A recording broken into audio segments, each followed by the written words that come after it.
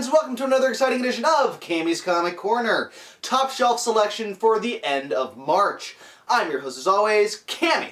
Now, as usual with these episodes, I bring you a top shelf selection. I try to highlight a couple of them from top shelf for people to get interested in and realize there are more to comic books than just superheroes. So with this month's selection, I picked a good one. It's a classic story of man versus sea, and it's That Salty Air, written and drawn by Tim Sievert. Now, with this story, we follow a fisherman named Hugh, and he's had a pretty good relationship with the sea. You know, he respects the sea respects him.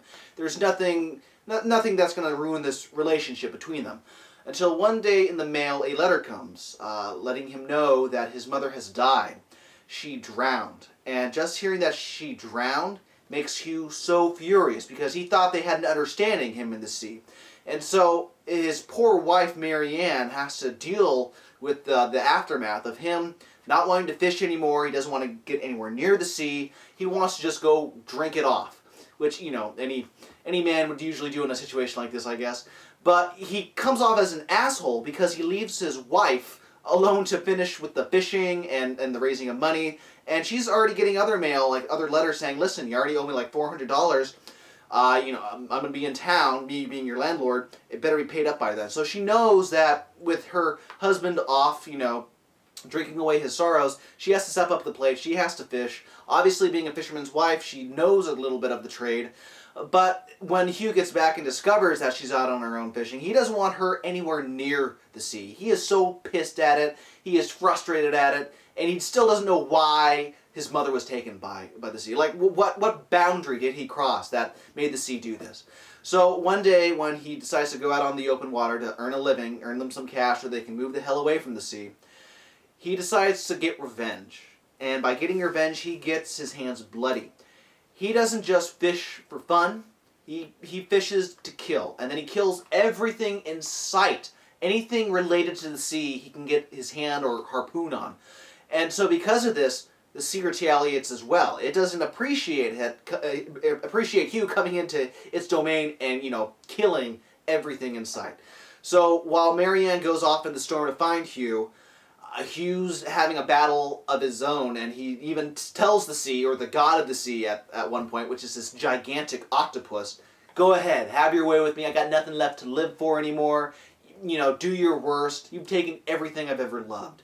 When that's not true, then Marianne comes, she sees the destruction her husband's caused, and is willing to lay down her own life to save him, and say, I'm sorry, sea. But Hugh can't deal with that. He realizes, oh crap, Marianne, she's pregnant with my son or daughter. I will gladly give down my life. I'm so sorry, sea.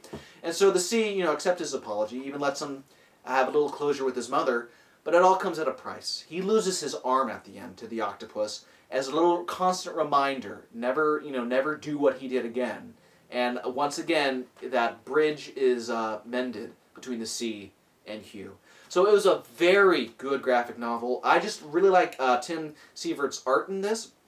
And this is apparently his first graphic novel, which leads me to ask, where can I get some more of it? Because he has that style that I would incorporate with Top Shelf. Not just because it's in black and white, but because the whole style, and it feels personal. And apparently this took him 3 years, and he was dealing with the loss himself.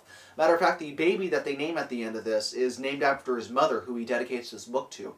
So I'm just assuming that, unfortunately, he lost his mother, and writing and drawing this graphic novel really helped him with that.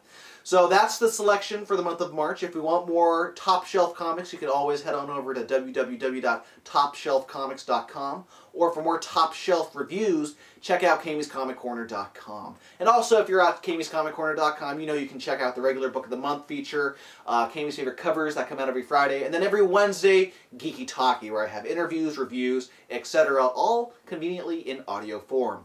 So that does it for the Book of the Month Top Shelf edition for March. I've been your host, Cammy. I will see you at the end of April.